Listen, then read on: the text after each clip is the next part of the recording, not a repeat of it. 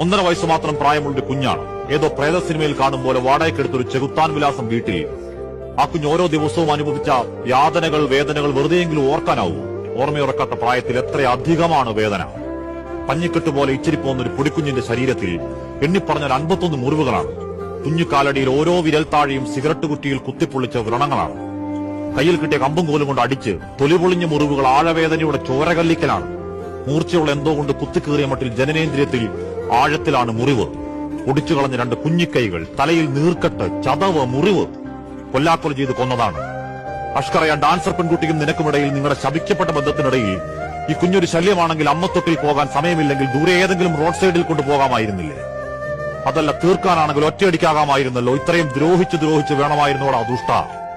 താഴെ വീഴുന്നെങ്കിൽ ആകട്ടെ എന്ന് കരുതി വീടിന് മുകളിൽ ടെറസിന് താഴെ സൺഷെയ്ഡിൽ ഒറ്റയ്ക്ക് നിർത്തി വീട് പൂട്ടിപ്പോകുമെന്നാണ് ഒരു അയൽക്കാരന്റെ സാക്ഷ്യം.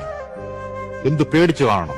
വീണുപോകാതിരിക്കാൻ, രക്ഷയിൽ, കരുണയിൽ ചേർത്തുപിടിക്കാൻ ഒരു അമ്മക്കൈക്ക് വേണ്ടി അവൻ ആരോരുമില്ലാത്ത നിസ്സഹായതയിൽ താഴേക്ക് നോക്കിയിട്ടുണ്ടാവില്ലേ? ആർത്തു കരഞ്ഞു കാണില്ലേ? ഈ കണ്ട കൊല്ലാക്കൊലയ്ക്ക് അത്രയും പങ്കാളിപ്പണം ചെയ്ത സ്ത്രീയെ ഇനി അമ്മയെന്ന് വിളിക്കരുത്. വിളിച്ചാൽ ആ സെമിത്തേരിയിൽ ഉറങ്ങുന്ന കുഞ്ഞിനോട് ചെയ്യുന്ന അപരാധമാണ് അനാദരവ്. ആ കുഞ്ഞ് മരിച്ചെന്നറിഞ്ഞപ്പോ തന്നെ വീട് കഴുകി ഇറക്കി തെളിവൊക്കെ ഇല്ലാതാക്കിയത് അവന്റെ അമ്മയും സഹോദരിയും, മനുഷ്യരല്ല, ചെകുത്താന്റെ വംശപരമ്പര. അതിനു മുൻപ് നല്ല പ്രായത്തിലൊരു കൊച്ചിനെ കല്യാണം കഴിച്ച് തലപിടിച്ച് തറയിലടിച്ച് കോമയിലാക്കി കിടത്തിയ ഒരു തെമ്മാടിയെ ചങ്ങലക്കിടാൻ ഈ സിസ്റ്റത്തിന്, ഈ നാറിയ സിസ്റ്റത്തിന് കഴിഞ്ഞില്ലെങ്കിൽ ഈ കാലന്റെ മനുഷ്യരവും ഇത്രയധികം ക്രൂരത ആ കുഞ്ഞിനോട് കാണിച്ചിട്ട് അയൽക്കാരോ, ബന്ധുക്കളോ, നാട്ടുകാരോ, പോലീസോ, സംഘടനകളോ ആരും അറിഞ്ഞില്ലെങ്കിൽ അഷ്കറും അഖിലയും മാത്രമാണോ പാതകത്തിന്റെ പങ്കുകാർ?